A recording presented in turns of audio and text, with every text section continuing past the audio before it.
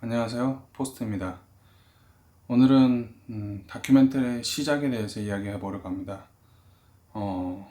우리가 많은 사람들이 영상을 찍고 있습니다. 그리고 그 영상을 통해서 자신의 것들을 표현하고 다양한 이야기들을 함께 공유합니다. 네, 그런 과정 속에서 본인이 하고 싶은 것 중에 하나가 이제 다큐멘터리라고 얘기할 수 있는데요. 이 다큐멘터리는 무엇일까라는 생각을 해봅니다. 일단 다큐멘터리라는 것은 어떻게 보면 어떠한 현상을 관찰하고 그 현상에 어떤 이야기를 넣고 그 이야기를 통해서 누군가하고 공유하고 함께하는 이야기라고 생각합니다. 일단 카메라를 샀습니다. 그리고 카메라를 사고 우리가 무엇인가를 찍고 그리고 그것을 공유하려고 하는데 되게 다양한 것들이 있죠. 무슨 상업 영화도 있고 광고도 있고 다양한 홍보물도 있고 그런 것도 뭐 다 중요하겠지만 무엇보다 영상을 찍는 사람들 중에 이제 영상이라는 것을 선택하는 사람들 중에 가장 중요한 요인 중에 하나는 이 영상이라는 것을 통해서 내가 즐겁다는 것이고 이 영상이라는 걸 통해서 내가 무엇인가를 표현하고 싶다는 것입니다. 그렇다면 어떤 거창한 어떤 상업적인 것이나 아니면 돈을 버는 것이나 이런 걸 떠나서 내가 이것을 가지고 이야기를 만들고 싶고 이야기를 가지고 내가 기록하고 싶고 이 기록을 가지고 누군가하고 공유하고 싶다면 그게 이제 가족이 될 수도 있고 아니면 사람들이 될 수도 있고 일반 사람들이 될 수 있지만 가장 중요한 것 중에 하나는 이것을 구성하고 조합하고 내 머릿속에서 아니면 이 편집이라는 에디팅 속에서 이제 정리가 되어야 된다는 것이죠. 그렇게 어떤 한 편의 이야기를 마무리할 수 있다는 것은 되게 의미 있고 뜻깊은 것이 아닌가라고 저는 개인적으로 생각합니다. 그렇다면 이렇게 물어볼 수가 있습니다. 어떻게 다큐멘터리를 시작할 수 있을까요? 아니면 어떻게 영상을 만들 수 있을까요? 한 가지 예를 들자면 주제를 선정해야 된다는 것입니다. 주제를 선정하고 그 주제를 보강할 수 있는 아니면 또 만들어갈 수 있는 여러 가지 에피소드들이 있을 것이고 아니면 여러 가지 이야기들이 있을 것인데 그것들을 취합하고 모아야 된다는 것입니다. 인터뷰가 될 수도 있고 아니면 스스로의 나레이션이 될 수도 있습니다. 그 어떠한 방식으로 어떠한 구성을 하든지 그건 구성의 어떤 영역이고요. 어떻게 보면 시작하는 영역으로 말씀드리려면 하나의 어떤 주제, 어떤 문장이 있어야 된다는 것입니다. 내가 이 영상을 왜 찍느냐, 그리고 이 영상을 가지고 어떠한 이야기를 하고 싶으냐. 일명 뭐 영화에서는 로그 문장이라고 하고요. 또 일반 영상에서는 어떤 주제라고 아니면 어떤 상업적인 영상에서는 기획 의도라고도 얘기합니다.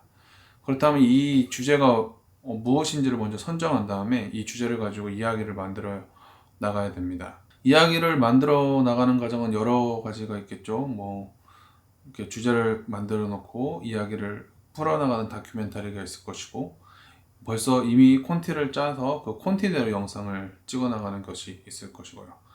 근데 여기서 일단은 일상을 기록하는 다큐멘터리라는 점에서 이야기를 하자면 주제를 가지고 그 영상을 쭉 찍어 나가야 된다는 것입니다.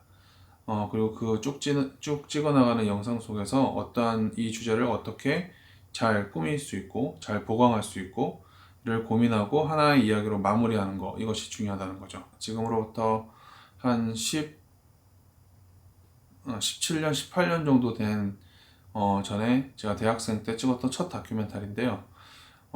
같이 있던 과 선배랑 함께 만든 영상인데 이 영상을 처음에 시작하게 된 동기가 일단은 그때는 지금처럼 카메라의 어떤 스펙이라든지 이런 것들이 좋지는 않았지만 그럼에도 불구하고 작은 카메라, 캐논 카메라 하나 사서 그 카메라를 가지고 우리가 생각하는 주제에 대해서 찍었습니다. 그게 어떤 영상이었냐면 너는 누구니라는 제목의 영상입니다. 연세대, 뭐 고려대, 뭐 다양한 학교들이 있는데요. 이 학교들이 가지고 있는 분교 캠퍼스가 있습니다. 서울과 지방이라는 이 서울과 지방이라는 분교 캠퍼스의 학생들을 만나서 인터뷰를 했습니다. 자신의 학교에 대해서 어떻게 생각하시는지 또 어떻게 생각하시는지 일단은 이 학교라는 그 주제가 어떤 가지고 있는 학생에 대한 정체성, 내가 어디 학교에 다닌다는 정체성, 이 정체성에 대한 궁금증에서부터 이 다큐멘터리를 시작했고요. 이 다큐멘터리의 정체성을 찾아가기 위해서 그 각각의 학교를 찾아가서 인터뷰를 했습니다. 주제를 정하는데 가장 좀 필요한 것 중에 하나는 이 주제가 어떤 매력을 가지고 있느냐, 그리고 이 주제가 어떠한 비교나 어떤 대조점이 있느냐가 또 어떤 이 제가 만든 다큐멘터리 한 요인이었는데, 이 주제를 가지고 다큐멘터리를 만들려고 나갔을 때 많은 사람들이 다양한 이야기를 했고, 그 다양한 이야기들을 취합하여 보니 이런 다큐멘터리가 있습니다. 그때 당시에는 지금처럼 다큐멘터리를 만들 수 있는 환경이 좀 약간 미약했는데요. 가장 큰 것 중에 하나는 음악입니다. 음악적인 부분에 사실 이제 저작권이 걸리기 때문에. 그런데 지금은 이제 5월 얼마에 가장 좋은 음악에 엄청 좋은 퀄리티의 음악을 쓸 수 있는 환경이기 때문에 1인 미디어 그 작가들에게는 가장 좋은 환경일 수도 있습니다. 저작권 때문에 음악적인 부분을 좀 빼고 제가 이제 그 다큐멘터리 어느 정도 파트를 한번 일단 보시겠는데요. 일단 이걸 보시고 함께 더 이야기를 나눴으면 좋겠습니다. 그들의 이야기를 들어보겠다. 근데 서울 캠퍼스인 애들이 충주 캠퍼스인 애들보다 약간의 우월의식을 좀 가지고 있는 것 같고 많이 무시하는 것 같아요. 약간 무시하는 경향이 있을 것 같아요. 되게 어떤 그 갭이 있기 때문에 이렇게 좀 약간 비하하고 좀 이렇게 싫어하는 뭐 그런 아주 단편적으로요, 직설적으로 말해서 그러니까 좋은 이름 있는 학교 가고 싶은데 성적이 안 되고 그런 아이들이 가는 곳이다라는 인식인 것 같아요. 그냥 저는 별개의 학교라고 생각하거든요. 뭐 다른 대학 학생이라고 생각하지 않을까요? 그냥 뭐 특별히 좋을 것도 나쁠 것도 없는, 그냥 오히려 어떻게 보면 그냥 타 학교 사람이다. 좀 분교라기보다 그냥 각각의 학교라는 느낌. 아무 연관성 없어 보이는데요. 다른 학교 정도? 아무래도 분교 쪽 학생 입장에서는 본교 학생처럼 행동하고 싶고 인정받고 싶은데 아무래도 본교 학생 측에서는 좀 꺼려할 것 같은데. 현재 그들은 서로에 대해서 무관심하고 배타적인 감정을 갖고 있다. 오히려 타 학교보다 더 많은 이질감을 갖고 있는 것이다. 그렇다면 왜 이런 갈등이 생긴 것일까? 학생들의 이야기를 들어보겠다. 고려대학교 다닌다고 했는데 고려대학교 세창 캠퍼스가 바뀌어지면 뭐 스스로도 솔직히 좀 이렇게 민망한 적 있었고, 다른 사람들도 이게 세창 캠퍼스에서 이런적으로 비하하는 것도 있었고 그런 적은 많이 있었죠. 분교 학생들은 본교 학생들 그냥 편하게 아무렇지 않게 바라보는데 본교 학생들이 분교 학생들을 편파적으로 보지 않나요? 재정 지원 쪽에서도 차이가 많이 나잖아요. 뭐 10분의 1도 안 된다고 들었는데 본교랑 여기랑. 행사 때나 그런 거 있을 때 조금 차별을 느끼는 것 같아요. 등록금을 내면 우리한테 안 가고 우리 등록금이 다 신촌으로 가는 듯한 느낌. 이름 때문에 많이 갔지 그렇게 생각하겠죠. 전체적으로 봤을 때 뭐 확실한 차이가 있죠. 충주랑은 그런 차이를 보면서 왜 우리는 저러지 못할까? 왜 우리 등록금으로 서울에 다 갖다 주나 하는 생각도 참 많이 들어요. 건대는 해학과는 뭐 저기 충주에만 있는데 갑자기 서울에 생기니까 날 때는 없었는데 억울하죠. 꼭 분교라기보다는 그냥 다른 학교라고 생각하고 싶거든요. 그러니까 우리만의 캠퍼스라고 생각하고 싶거든요. 그럼 정말로 본교 학생들은 캠퍼스 학생들이 생각하는 것처럼 그들을 무시하고 배타적으로 생각하고 있을까? 정말 그들이 그런 생각을 갖고 있는 것인지 그들의 생각을 들어보겠다. 그거야 뭐 같은 학생인데 다르게 뭐 생각할 건 없잖아요. 같은 학교란 생각은 많이 들었거든요. 좀 다른 학교란 생각은 안 같은 학교라고 생각하죠. 같은 학교 학생이라고 생각을 하지. 재단이 같이 있어요.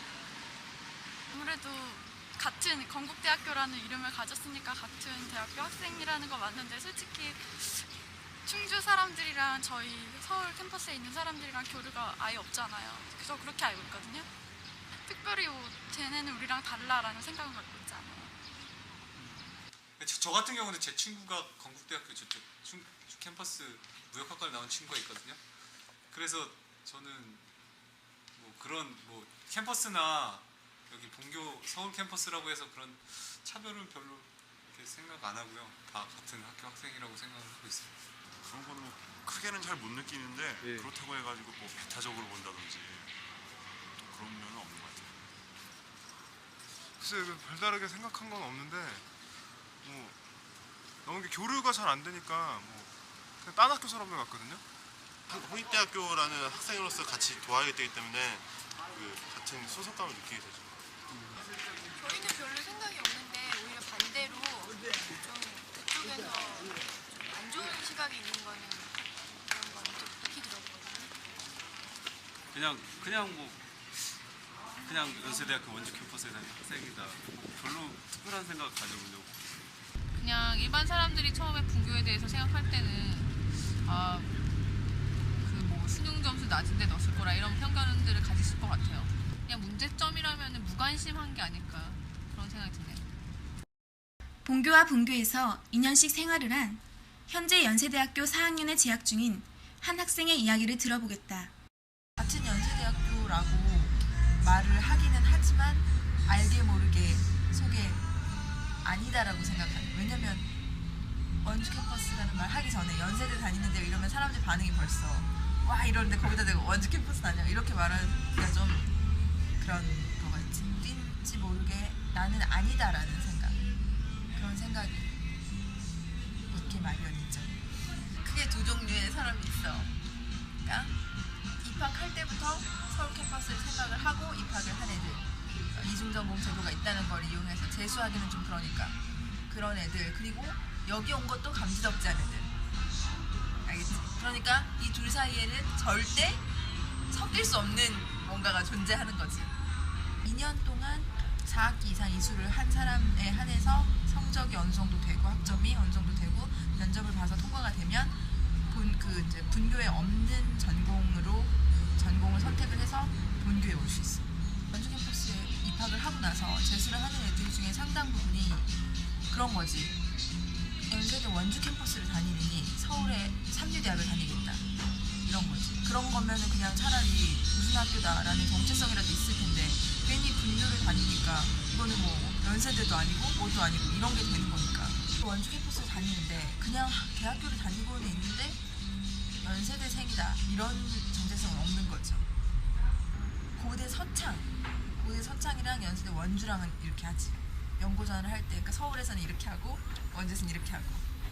근데 원주 애들이 그냥 가서 보고 구경하고 그러고 오는 그런 거였는데 이제 뭐 주체성 같은 거를 좀 이렇게 강조를 하면서 자체적으로 만들었대 그거를. 그래서 이제 굳이 서울에 가서 변두리에서 이렇게 서서 볼 필요 없이 여기서 우리끼리부터 하자 이렇게 해서 만들었다고 하는데 그게 나는 오히려 더 이게 서울이랑 원주를 나누는. 사람들이 일단 모르니까 저 사람들이 내가 원주에서 온 걸 알까 이런 생각. 그런 생각이 제일 나를 약간 힘들게 하는 그런 부분인데 근데 이제 그게 또 개인 성격에 따라 달린 게 나 같은 경우는 쉽게 친해지고 지금은 오히려 더 신촌 캠퍼스 사람들이 친구가 더 많고 아는 사람들이라든지 선배들이라든지 더 많고 내가 아예 거기다 정을 안 뒀던 것이 이유가 되는 것도 있겠지만 하여튼 여기 와서 그렇게 힘들 어떤 거는 없어. 경희대 같은 경우는 경희대 여기 서울에 있는 거랑 수원에 있는 거랑 과가 틀리잖아 아예. 서울에 있는 건 수원에 없고. 그렇지. 그런 것처럼 그러니까 학교 그 캠퍼스들을 좀 특성화시킬 필요가 있는 것 같아. 원주를 의료기기의 도시로 만든다고 막 원주시에서도 추진을 하고 연세대 자체 내에서도 원주 캠퍼스에서 가장 중점을 두는 부분이 거기거든. 의료 중심 도시. 그래서 의공센터 같은 거를 만들고 그래서 학교의 건물을. 그래서 거기 애들은 굉장한 자부심을 가지고 있어. 원주 캠퍼스가 연세대냐 원세대로 바꿔라 그런 말. 그리고 원주 캠퍼스 자체에서도 그런 말 해. 자꾸 서울에서 그러니까 이제 기분 나쁜 거지 자기도. 우리도 뭐 굳이 연세대 하고 싶은 데가 없다. 연세대학교란 이름 달고 있다 그래서 우리한테 뭐 오는 것도 없는데 굳이 우리가 그렇게 서름 받아가면서 연세대학교 원주 캠퍼스 할 필요 있냐, 그냥 이름 바꾸자 우리도, 그렇게 말하는 사람도 있고, 특성화를 시키는 방안 밖에는 교류 같은 거는 좀 현실적인 방안이 못 된다고 생각을 하거든요. 우열을 가리지 않고 얘네가 같이 이렇게 갈 수 있는 방안으로 만드는 거, 교류보다는 그게 더 나을 거라고 생각해요. 비리석으로 가깝다면 같은 서울대에 있다든가 이러면은 교류하는 방안이 현실적으로 괜찮겠지만, 거길 가려면 일단 고속버스를 타고 가야 된단 말이야. 근데 그걸 갖다가 교류를 추진을 하면 그게 성과가 있을까? 이처럼 그들은 서로에 대한 무관심과 오해 때문에 갈등을 겪고 있다. 서로 간에 전혀 이루어지고 있지 않는 교류 때문인 것이다. 그럼 우리는 이러한 문제를 어떻게 해결해야 하는가? 학교 다니면서 학생들 자신들끼리 의식을 좀 바꾸는 게 더 중요할 것 같아요. 분교 학생들은 분교라고 이렇게 약간 무시하는 경향, 그런 거 생각을 없애는 게 중요하고, 저희도 저희 나름대로 이제 분교라고 의기소침하지 말고 분교 학생들이랑 같이 어울리고 교류 같은 거 많이 하는 게 좋을 것 같아요. 일단요, 저희 학교 성적이 많이 올라가야 그쪽 본교에서도 저희 학교 학생들을 편하게 생각하고 결코 이렇게 떨어지는 학생들이 아니라 열심히 하는 학생들을 좋아할 것 같고, 서로 간에 그런 공통적인 그런 홈페이지나 그런 장소를 마련하고 특정 교류제라든지 이런 거 그러면 이 학교 저 학교의 특성이 있는 과목들을 좀 더 만들어서 왔다 갔다 할 수 있게 그 정도로만 해준다면 좋을 것 같아요. 과를 특성화시켜서 좀 뭐라 그러나? 전문성 있는 학과를 그치, 전문성 있는 학과를 키워야죠. 우리 원주 캠퍼스가 특성화된 게 좀 많아졌으면 좋겠어요. 교류라는 것을 제 생각에는 그냥 본교 와서 학교 수업 듣고 같이 들으면 뭐 그게 교류라고 생각합니다. 행사도 많이 같이, 축제 같은 거나 그런 것도 같이 하면은 좀 더 교류가 활발해지지 않을까 그렇게 생각해요. 아니면 뭐 과목을 똑같은 거를 양쪽에 다 개설하지 말고 분류해서 개설하면 좀 더 교류가 활발해지지 않을까. 평준화가 돼야 된다고 생각해요. 나는. 평준화가 돼가지고 서로 우열의식 같은 것도 없고 그래야 해결 방법이 되지, 평준화가 안 되고 나서는 이렇게 되긴 힘들다고 생각합니다. 본교에는 더 특별한 과를 만들어서 그쪽에 관심 있는 학생들이 모일 수 있게, 그리고 뭐 분교에는 뭐가 정말 유명하다 근데 본교에는 없다, 그러면은 그렇게 됨으로써 평준화가 되지 않을까. 함께 할 수 있는 행사라든지 거리미술전이나 이런 거 할 때도 맞아, 걔네들 미대 있으니까 같이 이렇게 와서 참여할 수 있고, 방학을 이용해서 같이 캠프를 같이 간다거나 농하신다던가 농화를 간다거나 그런 것들 하나 되었으면 좋겠어요.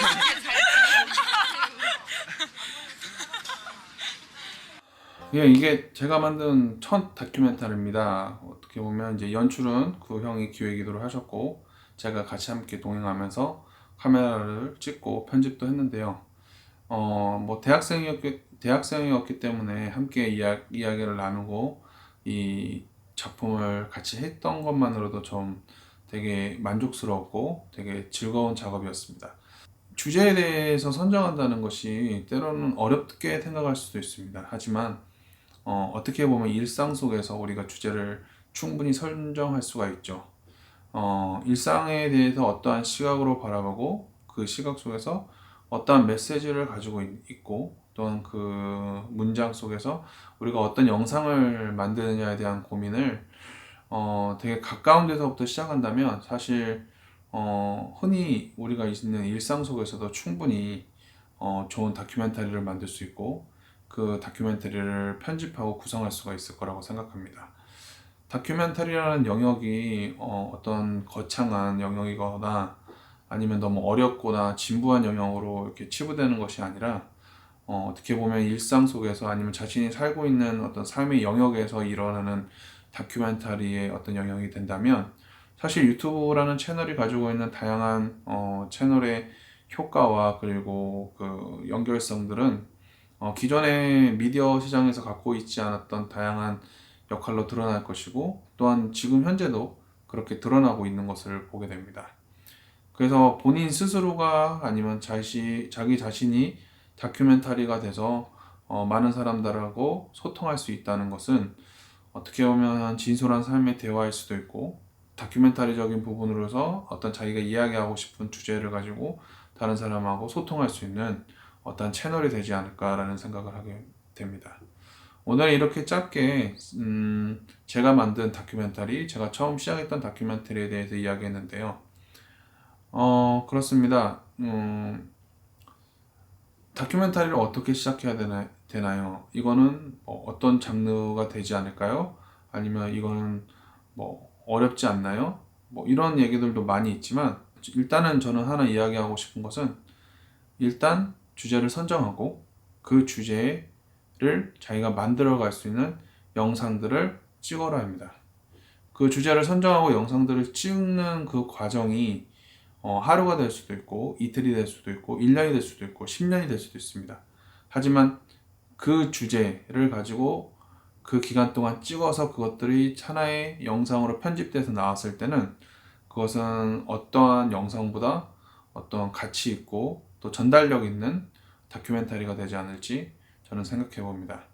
그래서 제 채널에 오신 많은 분들이 저와 함께 이런 이야기를 나누고 다큐멘터리가 어떤 지루한 이야기나 아니면 어떤 특정한 한정적인 영역에서만이 이야기가 아닌 좀 더 많은 사람들이 함께 이야기 나눌 수 있고 많은 사람들이 만들 수 있는 그런 다큐멘터리가 되었으면 좋겠습니다. 다음에 또 제가 또 고민하는 어떤 부분들과 이야기하고자 하는 부분들을 가지고 다시 찾아뵙겠습니다. 감사합니다. 구독과 좋아요는 이 영상들을 만들어가는 또 하나의 저의 소통의 동기가 될 것 같습니다. 감사합니다.